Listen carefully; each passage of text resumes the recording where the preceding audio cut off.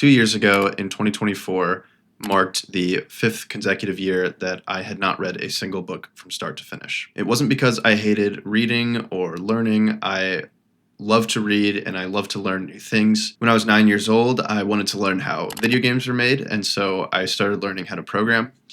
And I watched every video I possibly could, and I read every article I possibly could. I also got really into religion and philosophy, and I love to debate those issues. And I even read certain books in high school that made me realize how good a good book could be. So what happened? Why did I stop reading, and why did I stop learning? I think it's really hard to pinpoint exactly what happened or when it happened, but I can identify a few of the obvious culprits. The first was my prioritization of academic achievement, getting good grades. I think what happened is I spent a lot of time studying and not a lot of time learning. And those are two very different things, or they can be two very different things.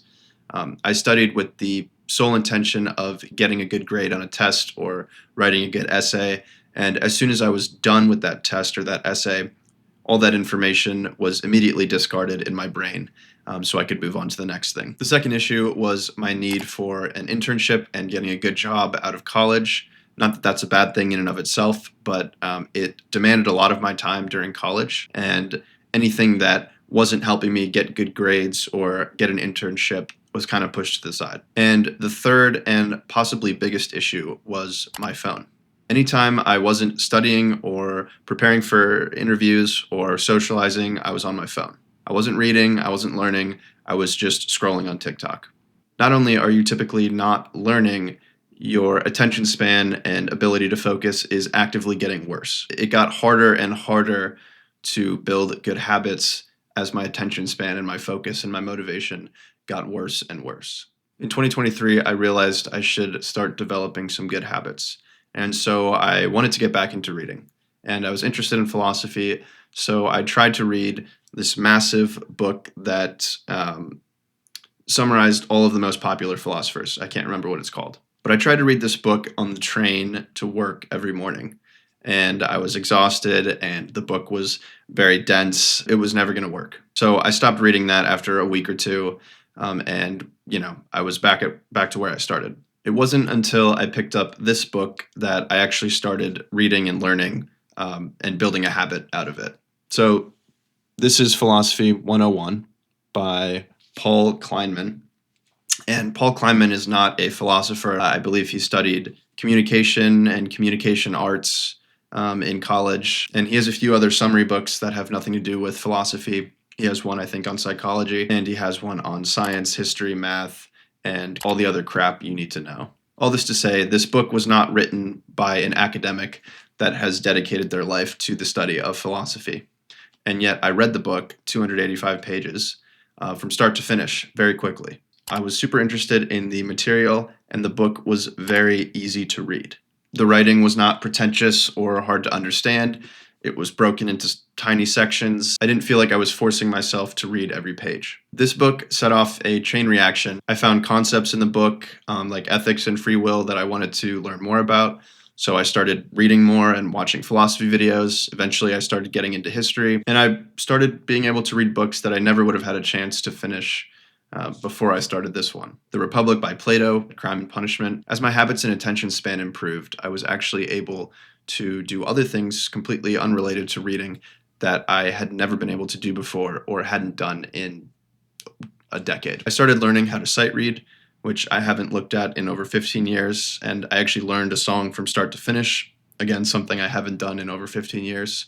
Up until that point, I learn the beginning of a song, the first 30 seconds of a song, and then I get bored and move on to the next one. So I was able to do all of these things that I had not been able to do before, and it was all because of this book. This book taught me two really important things about reading and learning in general.